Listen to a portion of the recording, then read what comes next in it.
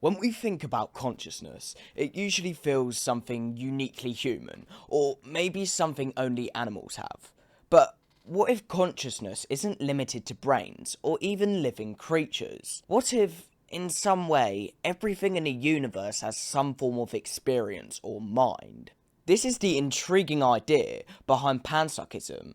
Panpsychism has been gaining attention in philosophy, and even in some corners of science, because it offers a fresh new way to tackle one of the universe's biggest mysteries, how consciousness fits into the physical world. Today, we're going to break down what panpsychism actually is, explore its main types, and look into the arguments for and against it. By the end, you'll understand why this idea is both fascinating and controversial.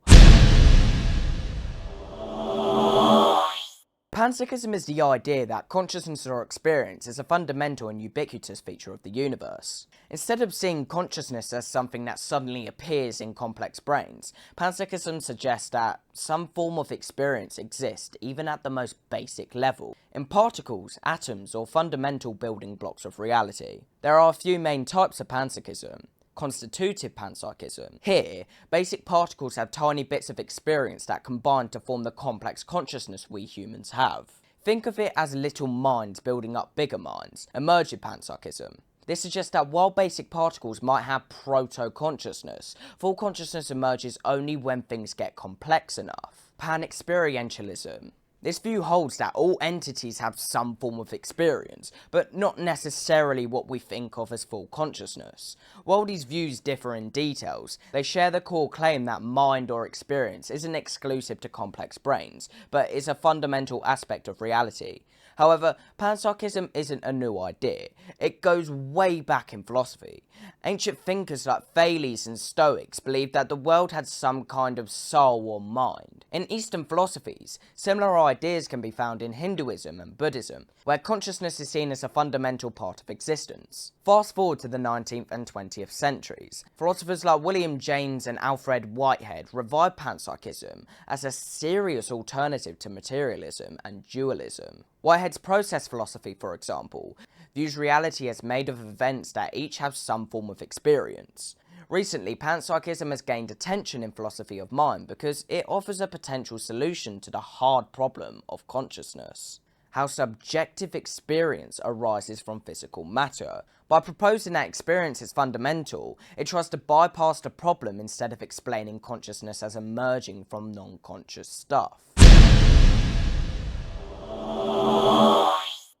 Panpsychism offers some compelling advantages that have drawn interest from both philosophers and some scientists wrestling with the mystery of consciousness. One major strength is how it directly addresses the hard problem, the question of how subjective experiences arise from physical matter, instead of seeing consciousness as a surprising emergent property that appears out of nowhere.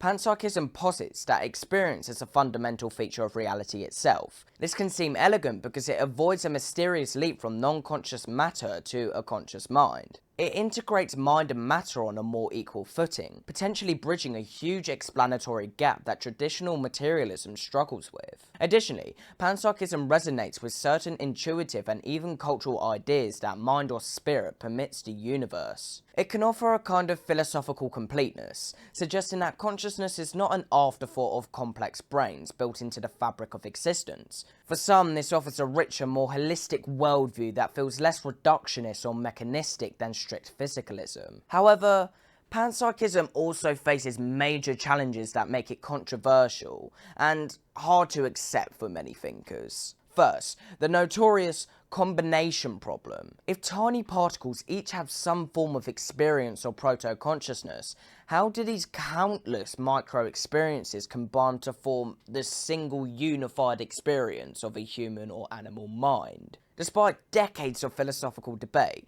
there is still no convincing or widely agreed upon explanation. This leaves a major conceptual hole that seriously undermines panpsychism's plausibility. Second, panpsychism's lack of empirical testability limits its scientific credibility. If fundamental particles have consciousness, how can we observe or measure it? Without clear ways to test or falsify the idea, it remains a metaphysical speculation rather than a scientific hypothesis. This makes it less useful for advancing our understanding through evidence-based research. Third, panpsychism risks diluting the concept of consciousness by extending it so broadly that it loses meaning. If everything, from electrons to rocks, have some form of experience, what exactly is experience? Critics worry that panpsychism turns consciousness into a vague catch-all term, making it difficult to distinguish meaningful minds from basic matter. Finally, panpsychism currently offers limited predictive or explanatory power beyond philosophical speculation. It doesn't generate new testable hypotheses or provide clear insights into the workings of the brain or physical universe.